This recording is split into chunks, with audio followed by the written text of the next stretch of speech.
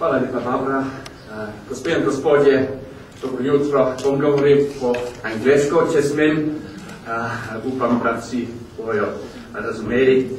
Hvala lepa za vabilo, gospod Klemenčič, predsednik komisije, in gospod Ivan Milic, program samo. Thank you very much for the invitation, and thank you for this excellent initiative. Ladies and gentlemen, I'm glad that the British Embassy has helped to finance the research whose findings will be presented today. When the Corruption Prevention Commission, the CPC, approached us a year ago looking for support for this project, we wanted to support this and we wanted to respond positively. And in my remarks this morning, I would like first to explain why. Second, to look at British experience, both good and bad. Third, to consider its possible relevance to Slovenia, with reference particularly to competitiveness and attracting foreign investment. And fourth, to offer a view on what constitutes legitimate commentary and cooperation from outside your country. So first, why did the UK say yes to the CPC's request? In short, because we believe that enhancing transparency is a fundamental part of creating a stable business environment where both public and privately owned enterprises can flourish.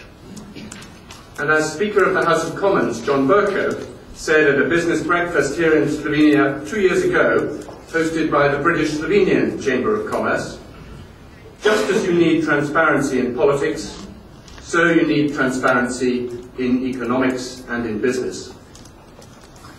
The research you will hear more about today concentrates on the business sector, not on politics. And so will I. My only comment on politics, and one which I made in a newspaper interview just before Christmas, is that the protesters in Slovenia appeared to be motivated, and still appear, to be motivated as much by dissatisfaction with the rule of law and lack of transparency in public life as by economic austerity. Transparency and accountability seem to matter more to Slovenian people now than ever before, and that makes the CPC's function a vital one.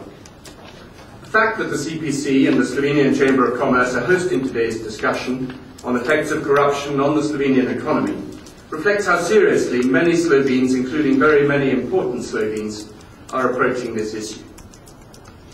So second, what about British experience? What does British experience show us? I wish I could say that the United Kingdom has all the answers, but we do not, indeed far from it. Let me give you one bad example and one good one. The bad one, which I shall start with, is the House of Commons expenses scandal.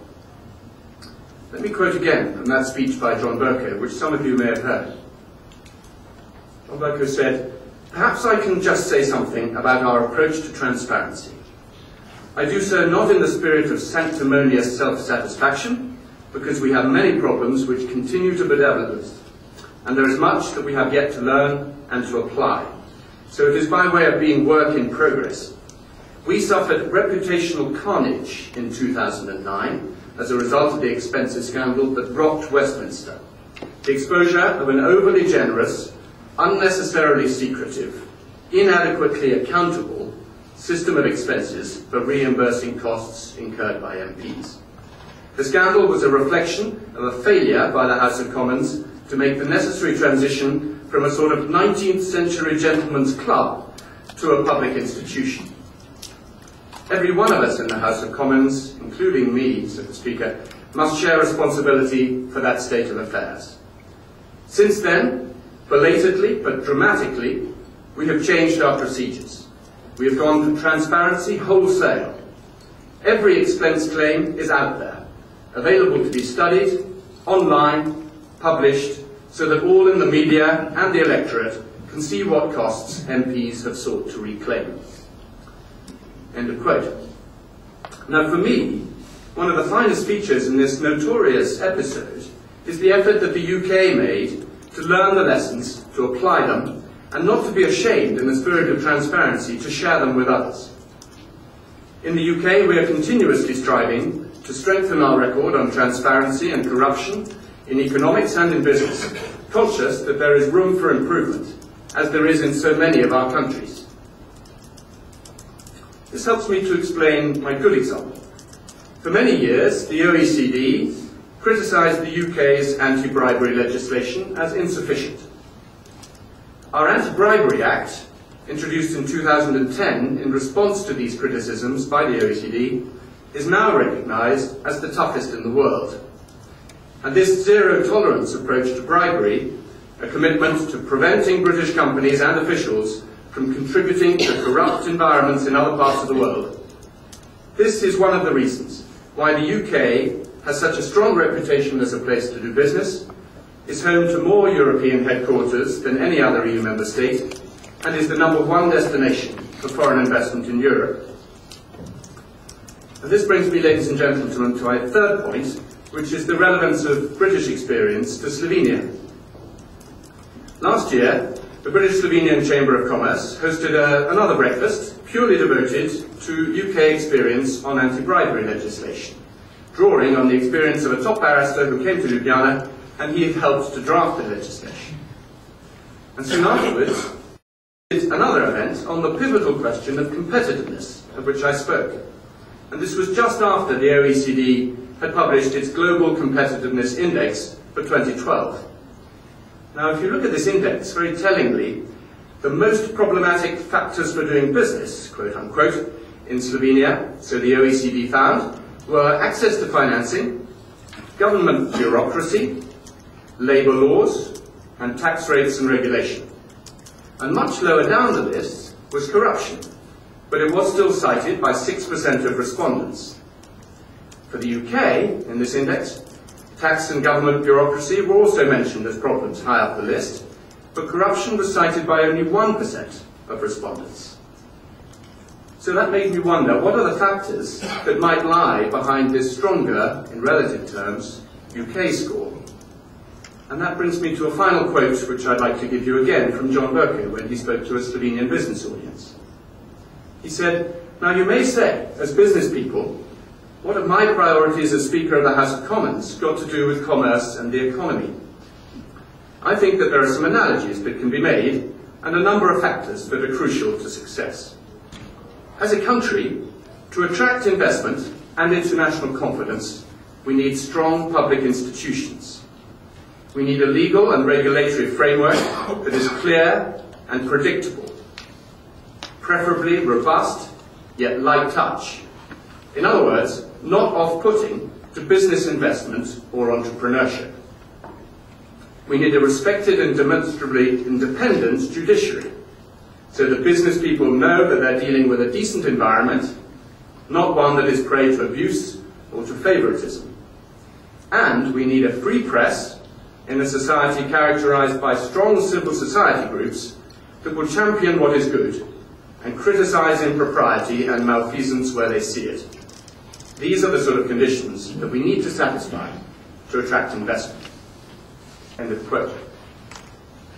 Now finally, ladies and gentlemen, I'm conscious that this week is a sensitive time in Slovenia's political calendar for us to be addressing such a hot topic as the effect of corruption on the business environment. But in my view, when the Slovenian people see the issue as so important, then diplomats here should not shy away from it. It's possible, and indeed it's essential for diplomats, to look at it analytically in a way that is politically neutral. During my 4 years in Slovenia, the British Embassy has worked with centre-left and centre-right governments, and with the Corruption Prevention Commission, and we will continue to do so, whatever Slovenian government comes to power, so long as the Slovenian government would like us to. And for me that is the key, to work with the grain of what the government, the parliament and the institutions of state are seeking to achieve, not in a judgmental way, but in a supportive way, learning from one another and sharing our experiences, both positive and negative. And that's what I hope our embassy and others will continue to do in future, in close liaison with our chambers of commerce, where we have them here, and with our international businesses who are active here, because they have a valuable and complementary perspective to offer. So in conclusion, at a time when Slovenia is facing continued economic and rule of law challenges, and your politicians are considering, as we speak, their policy responses, I think it's a very good thing that we're having an open discussion like today's.